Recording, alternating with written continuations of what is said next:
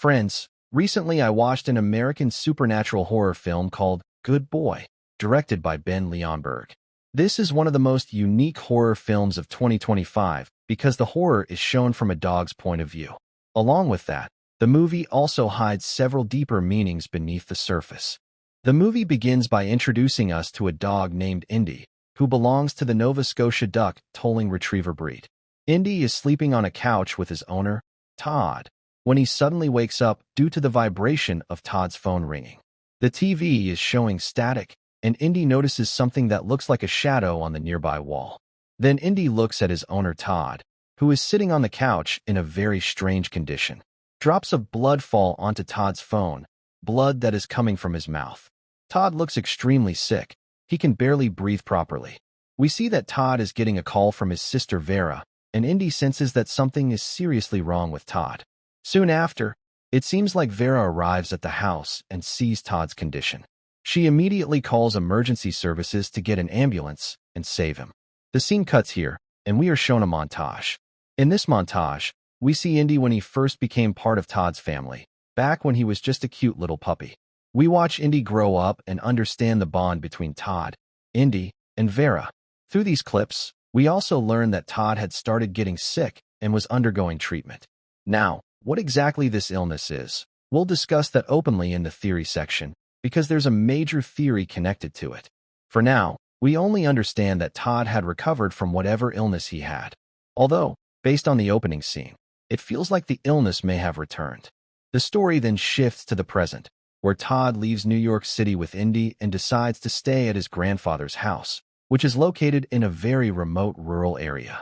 I mean, there's nothing around the house except dense forests. Vera is completely unhappy with this decision because Todd needs proper care due to his health, not isolation like this. While it's raining heavily, Todd calls Vera to ask where his grandfather hid the keys to the compound, somewhere near the main gate. Meanwhile, Indy is sitting in the car and notices a black shadow behind the vehicle. Todd finds the keys and enters the compound with Indy, heading toward the house. At this moment, Todd receives a text message from Vera saying, "Did it come back?" Friends, remember this message. We'll talk about it in the theory section later. For now, Todd and Indy reach the house. Indy refuses to get out of the car at first, as if he senses something evil there. Eventually, he steps out, and they enter the house. It's pouring rain outside, and the forecast says it'll keep raining until Friday morning. Before entering, Indy hears the sound of another dog barking outside, something Todd doesn't hear at all. Ignoring it, they go inside the house, where we realize the electrical system is unstable. The lights keep flickering, and for consistent lighting, they either need gas lamps or a generator. The house is quite large. It has a ground floor, first floor, basement, and even a cellar. Inside, we see several taxidermy displays. For those who don't know, taxidermy is the art and science of preserving dead animals so they appear lifelike. The animal's real skin is cleaned and mounted over an artificial structure to recreate its natural posture. It's commonly used in museums, sometimes as hunting trophies, or to preserve the memory of a beloved pet. Indy follows Todd into the basement, where Todd mentions that something smells rotten down there. Later, Todd watches his grandfather's VHS tapes on the TV while talking to Vera on the phone. These tapes include old horror movies and home videos, and through them, in the conversation, we learn some important details. First, Todd's grandfather had a pit dog named Bandit. He had many dogs over time, but most of them ran away. Bandit, however, stayed with him. Vera believes that the house is haunted, but Todd doesn't believe her. Vera says no one could live in that house for more than a few weeks, except Todd's grandfather. The grandfather lived there his entire life, but in the end, the house itself destroyed him. During all this, Indy once again sees a shadow inside the house. He immediately starts exploring, and through Indy's perspective, we see how massive and cluttered the house really is. He notices the shadow again in the corner of an upstairs room, but when Todd arrives with a lantern, the shadow disappears. The next morning, Todd and Indy go into the woods, where we see a man walking behind Indy. This man is Todd's grandfather's neighbor, Mr. Downs, dressed in hunting gear. Mr. Downs warns Todd that he has placed fox traps all around the area because it's fox hunting season, so Todd needs to be careful, especially with Indy. Mr. Downs also offers Todd an old generator so the house can have proper electricity and tells him he can ask for help anytime. He seems surprised that Todd moved into this house, considering Todd's grandfather died in terrible condition here. How exactly he died, we'll find out later. As evening falls, Todd brings the generator home. Vera calls again and asks if Indy has been sniffing around more than usual, as if he's searching for something, possibly sensing ghosts. Dogs have stronger senses and instincts than humans. Todd lies and says it's normal dog behavior and doesn't mean the place is haunted. Once the generator is turned on and the lights come back, Indy starts barking toward the woods. Todd looks but sees nothing and tells Indy to calm down. Later, Todd watches more VHS tapes, possibly a documentary, about the long-standing bond between humans and dogs, showing how they've worked together for centuries. Late at night, while Todd and Indy are sleeping, the power suddenly goes out again, and Indy wakes up. He sees another dog inside the house, Bandit. Indy follows Bandit upstairs, where a ghostly hand reaches out toward Bandit, and the scene suddenly cuts. The reason it cuts is because this was actually Indy's nightmare. Yes, friends, even dogs can have nightmares. The next morning, everything seems normal. We see photos of Todd's grandfather with Bandit and scratch marks on a door, marks dogs usually make with their paws. It looks like Bandit was once locked in that room, scratching to get out. Todd feeds Indy breakfast and leaves the house, not returning until evening. Indy waits by sitting on a chair and looking out the window. Suddenly, Indy hears another dog's sound again and follows it upstairs. Under a piece of furniture, he finds a red cloth, the same one Bandit used to wear. As Indy tries to pull it out, we see muddy, ghostly hands reaching toward him. Indy runs and hides under the bed. Just then, Todd returns home with bandages on his hand, clearly showing that he's fallen sick again and had gone out for treatment. Indy tries to get close, but Todd is too weak and exhausted and tells Indy to stay away. He even yells at Indy and pushes him away. Indy sleeps on the floor and has another nightmare that night, wandering through the woods and seeing a shadow. By the way, these woods contain a burial ground, where most of Todd's family members are buried. His family has lived here for generations, and all of them died here.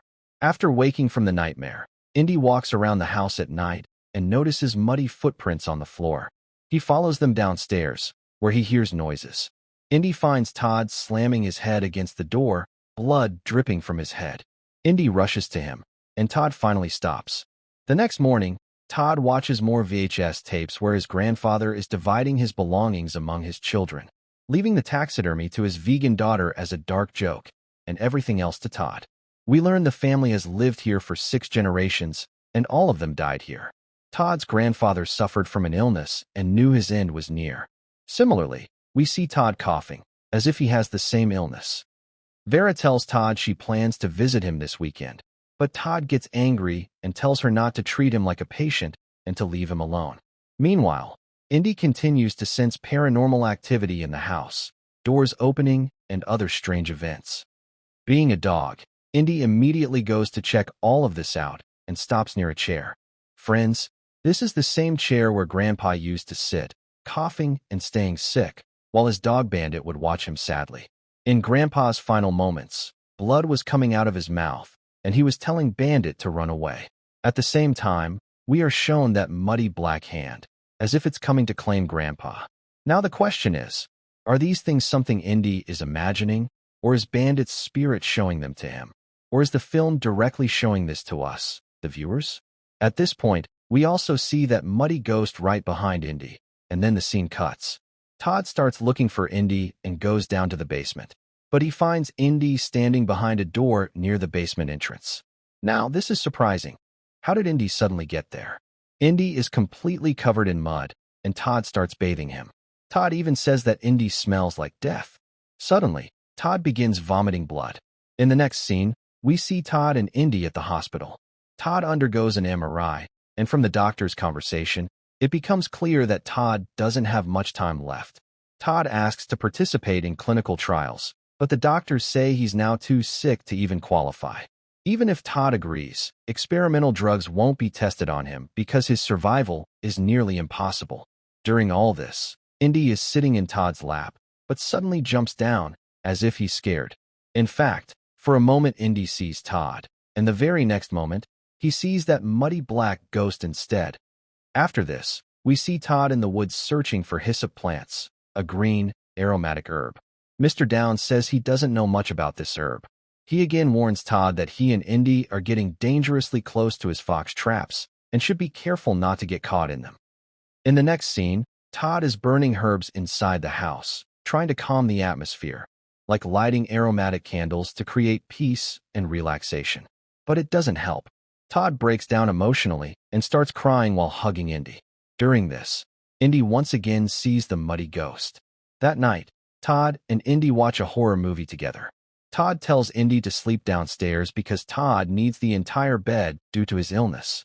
Indy stands guard near the bedroom door when he sees a figure pass by. He follows it downstairs and notices light coming from the basement. Indy peeks through the basement door and hears a whistling sound, the same whistle Todd uses to call Indy.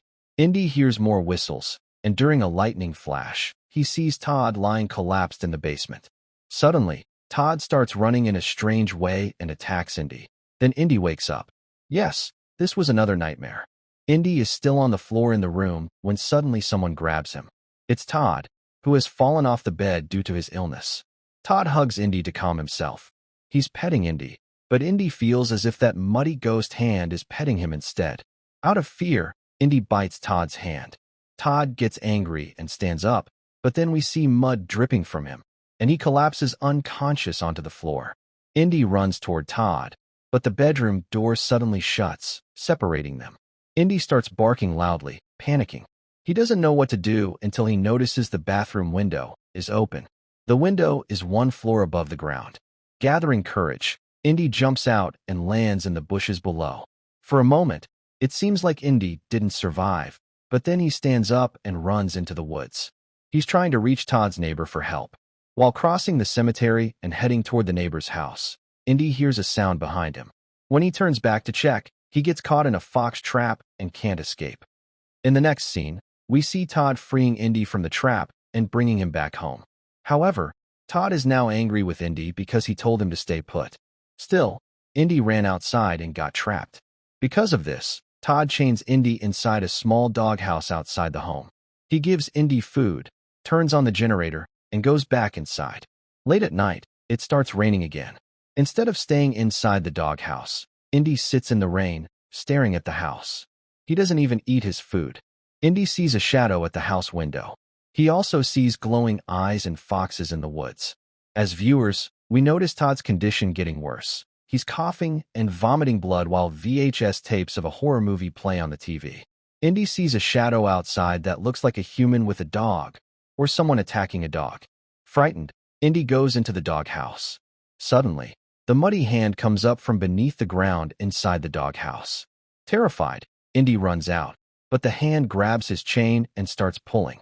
Indy resists with all his strength. He pushes the doghouse, then pulls hard, and finally breaks free from the chain. Because the generator has been running in the rain, it stops working. Indy stands near it, with no way to enter the house.